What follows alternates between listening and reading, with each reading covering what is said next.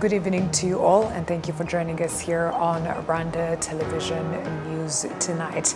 We do hope you had yourselves a productive Tuesday. Now here's a sneak peek of our edition. President Paul Kagame has called on African leaders to take responsibility for the continent's future instead of relying on major world powers. Members of the Parliamentary Committee on Budget and State Assets have asked the Ministry of Local Government to strengthen efforts to accelerate the implementation of projects allocated funding in the budget. On the international scale, the Russian Defense Ministry has released video footage of the latest test launch of the cutting-edge Sarmat intercontinental ballistic missile.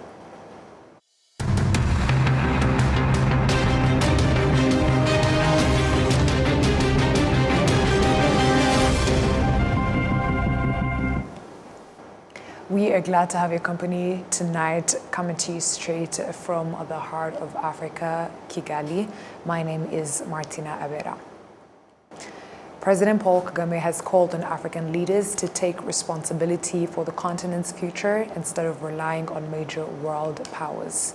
He reiterated this during the Africa Forward Summit held in Nairobi, Kenya. We have more coming from Adam Squizera.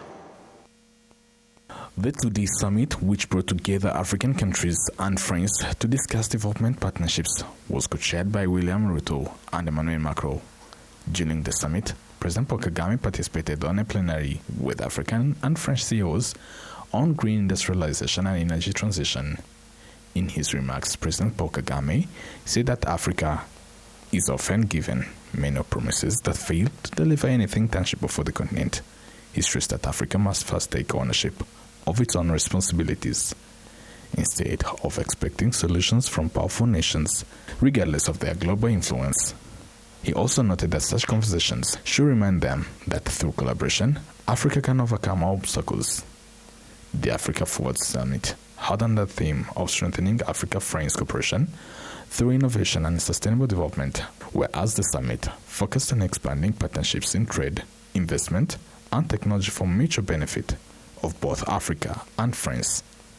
More than 4,000 participants attended the summit, including 25 heads of state and government, investors, innovators, and business leaders. Adam Squizera, RwandaTV News. Let us inform you that Prime Minister Dr. Justin Nsengiyumva joined heads of state, heads of government, and other leaders at the swearing-in ceremony of Uganda's President Yoweri Kaguta Museveni, who began a new 5-year term in office. The ceremony took place in Kampala on Tuesday, May 12, 2026. Various dignitaries have begun arriving in Rwanda ahead of the Africa CEO Forum, an African business and economic conference, which is set to take place in Kigali within a few hours. Among those who have already arrived is the Prime Minister of Cote d'Ivoire, Robert Bougre-Mambe. At Kigali International Airport, he was received by the Minister of National Unity and Civic Engagement, Dr. Bizimana Jean Damascene.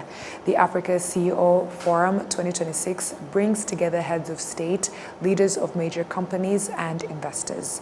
Representatives from government, institutions, and the private sector meet to set the direction for Africa's development and economic growth.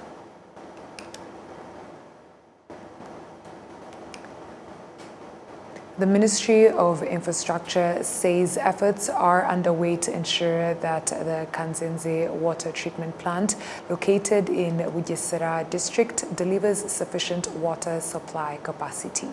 This follows concerns raised by the Office of the Auditor General over the plant's failure to produce the expected volume of treated water. It has been more than 5 years since the Kanzenze water treatment plant began operations. The facility treats water drawn from the Akagera River and its surrounding wetlands. However, the 2024-2025 Auditor General's report presented to both chambers of parliament highlighted several operational challenges affecting the plant. According to the agreement between WASAC and the plant operator, the facility is expected to treat 40,000 cubic meters of water per day, including 30,000 cubic meters supplied to Kigali and 10,000 cubic meters to Bugesera district. The report indicates that the Kanzenze plant charges approximately $453 every month, meaning that WASAC is paying for water volumes that are not fully delivered. The situation has contributed to recurring water shortages in several parts of Kigali. Some members of parliament have called on WASAC to urgently address the persistent water supply interruptions affecting residents. The Minister of Infrastructure, Jimmy Gasore, explained the factors limiting the plant's production capacity and outlined long-term measures aimed at resolving the issue sustainably. The Kanzenze water treatment plant is among the strategic projects the government expects to play a major role in achieving 100% access to clean water by 2029, in line with the second phase of the National Strategy for Transformation. Statistics from the Mininfra show that access to clean water across the country has currently reached 82%. The Ministry of Agriculture and Animal Resources and its affiliated institutions have announced that before the end of the current fiscal year, they expect to have utilized at least 85% of the budget, up from the current 62%. They made the announcement on Tuesday while appearing before members of the Parliament Committee on Budget and State Assets. As the 2025-2026 fiscal year approaches its conclusion, the Ministry of Agriculture and Animal Resources and its affiliated institutions, namely Rwanda Agriculture and Animal Resources Development Board and National Agricultural Export Development Board, had numerous projects aimed at increasing production. However, although some progress was achieved, several gaps and shortcomings were also identified. Among the issues raised by members of the Parliamentary Committee on Budget and State Assets were infrastructure projects that had not been completed despite being necessary, as well as completed infrastructure that is not being utilized productively and is instead deteriorating. Responding to the lawmakers' concerns, the Minister of Agriculture and Animal Resources, Dr. Telesphore Ndabamenye, stated that in the remaining time, they will do everything possible to address the existing gaps. However, he noted that there have also been cases where contractors failed to meet expectations. The Ministry of Agriculture and Animal Resources also presented the preliminary draft budget for the 2026-2027 fiscal year, under which the budget is projected to increase to 354.5 billion Rwandan francs, up from 245.7 billion allocated in the current 2025-2026 fiscal year, which is nearing the end.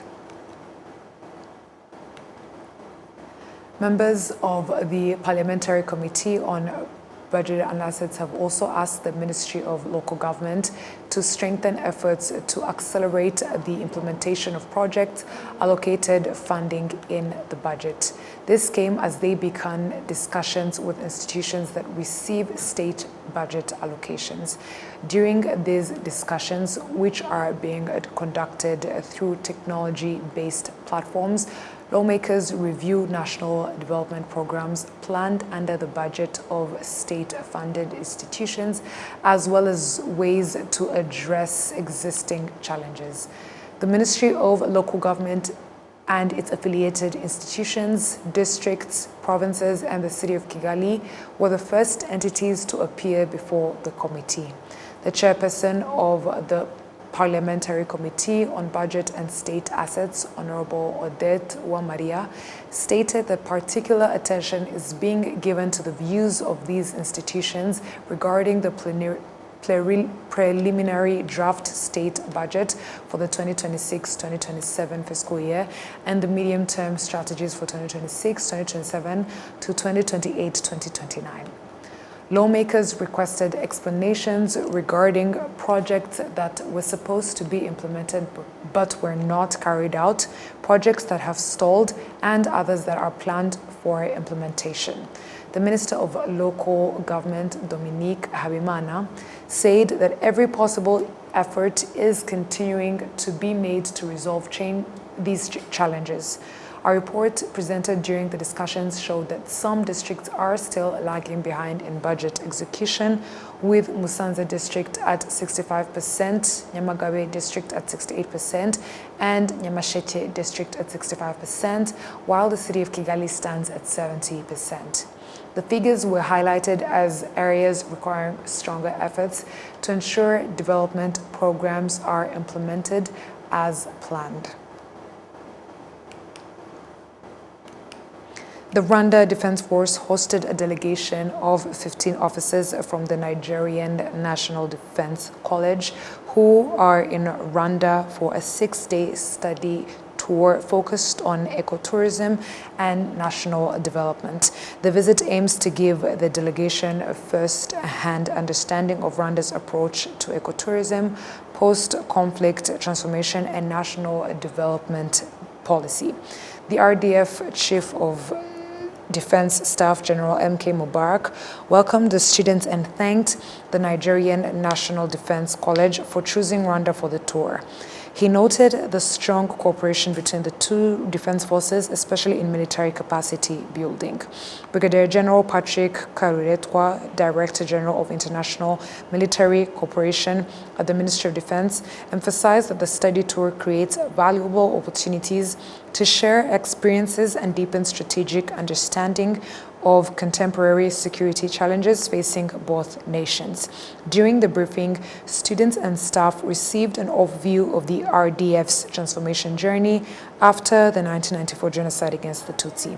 As part of the program, the delegation visited the Kigali Genocide Memorial and the Campaign Against the Genocide Museum. Brigadier General Ebo Adegoke Timothy, head of delegation, commended the RDF for its progress in national transformation and socio-economic development. He appreciated the learning opportunities provided by senior RDF officials, noting that the tour helped the students understand the policies and strategies Rwanda used to advance national development through ecotourism and good governance.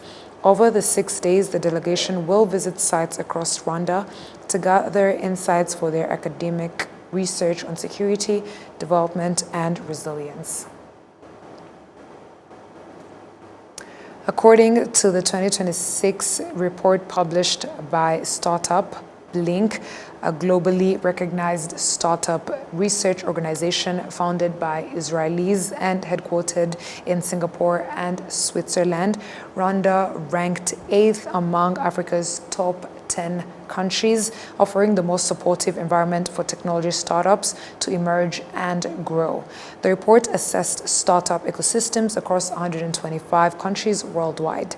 This progress has enabled several Rwandan startups to expand beyond the local market and successfully enter international markets under establishing a strong domestic presence. We've encountered many people who suffered from fraud in real estate. For example, there is a friend of mine who lives in Georgia. She used to send money in Rwanda to buy properties on her behalf. Yet, once she came back in the country, she found that they used to give her the papers which are forged. So, by our system, we communicate.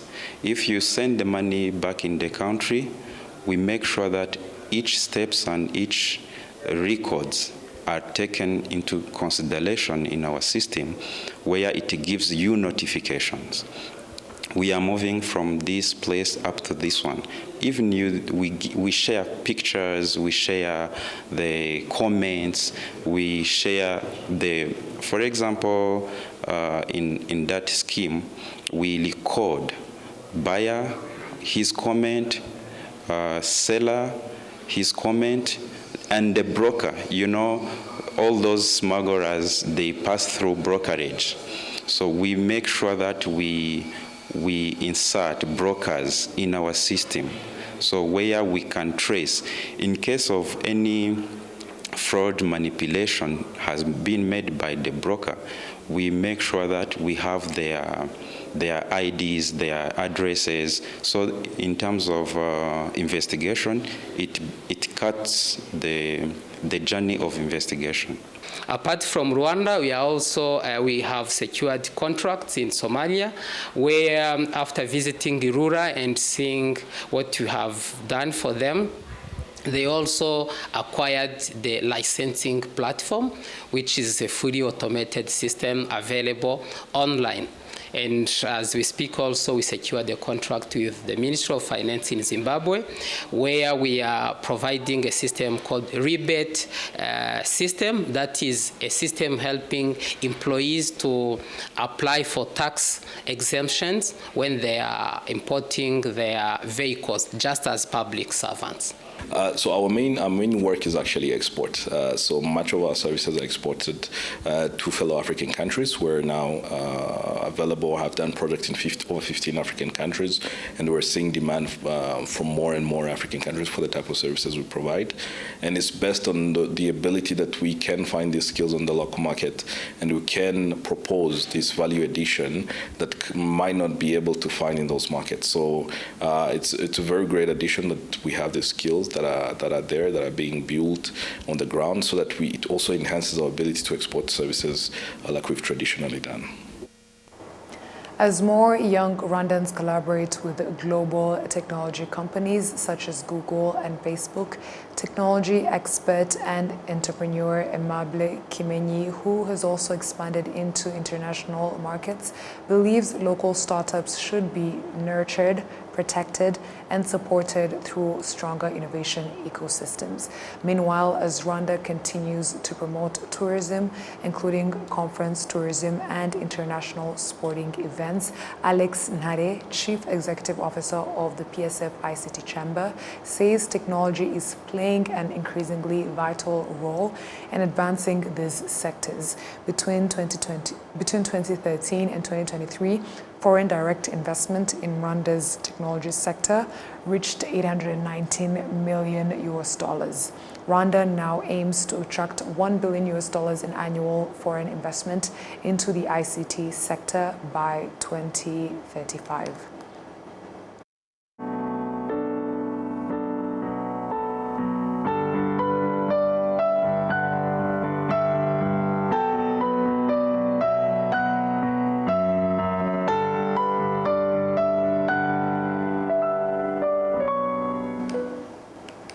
The chairperson of the Rwanda Demobilization and Reintegration Commission, Valerie Nyirahabineza, urged former members of armed groups to work together with other Rwandans and contribute to building a nation founded on unity.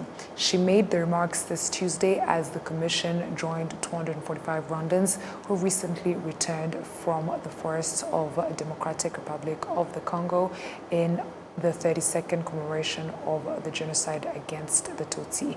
Enora Gladys has more. Prosper Ndayisenga, who previously held the rank of Sergeant Major in the FDLR before deciding to return to Rwanda, said that after visiting the Kigali Genocide Memorial at Gisozi, they decided to prevent ethnic divisions among Rwandans and encourage those still in the forests of the Democratic Republic of the Congo to return to their homeland. I used to discourage young people from returning to Rwanda, telling them that they would be mistreated if they went back. I would tell them to wait for us so that together we could attack Rwanda, take it over, and only then would they be able to live in peace. But after visiting this memorial site, we witnessed the truth for ourselves, which is completely different from what we had been told and from what ourselves have been teaching the youth after being indoctrinated. We thank His Excellency President Paul Kagame for taking the lead in building unity among Rwandans and for accepting to receive people like us who came from armed groups that fought against Rwanda and those who were enemies of Rwanda. This encouraged us to call our relatives who are still there in the forests of the DRC and tell them that we have seen the truth with our own eyes. We must also encourage them to separate themselves from those responsible for shedding the blood of innocent civilians and come to join us in building the unity of Rwandans. This decision is also shared by his fellow returnees, including young people who were born there and later found themselves joining armed groups such as Wazalendo. Daniel Kotaniro is one of them. I am 18 years old and I joined the military when I was 14. I was among the Wazalendo. We were told that we would come here to take over Rwanda. In the DRC, we are told that what happened in Rwanda is the double genocide. To anyone still living in the forests of the DRC, I will tell them that the genocide did happen and we have now seen the truth ourselves after visiting the Kigali Genocide Memorial. I would encourage them to come and see it for themselves as well. At the moment, what I want most is to study, improve myself, and contribute to the development of my country. The chairperson of the Rwanda Demobilization and Reintegration Commission, RDRC, Valerie Nyirahabineza, urged them to put efforts together with other Rwandans in building the country and to fight against genocide ideology. Let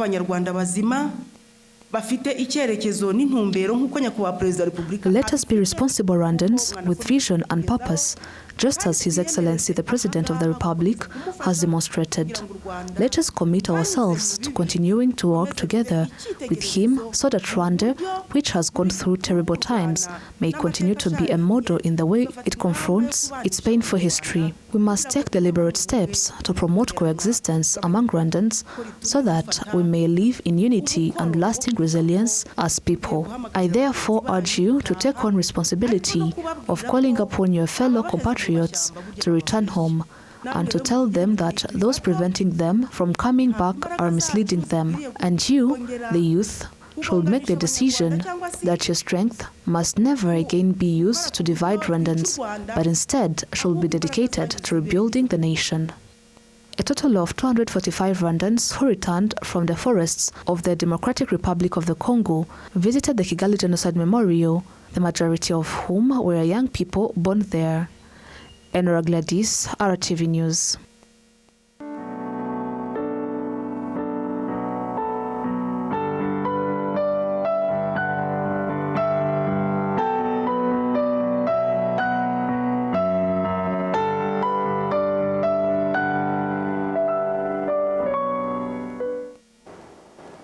The Ministry of Youth and Arts has warned young people against misusing social media platforms for criminal activities and indecent behavior, urging them to use these platforms responsibly and productively.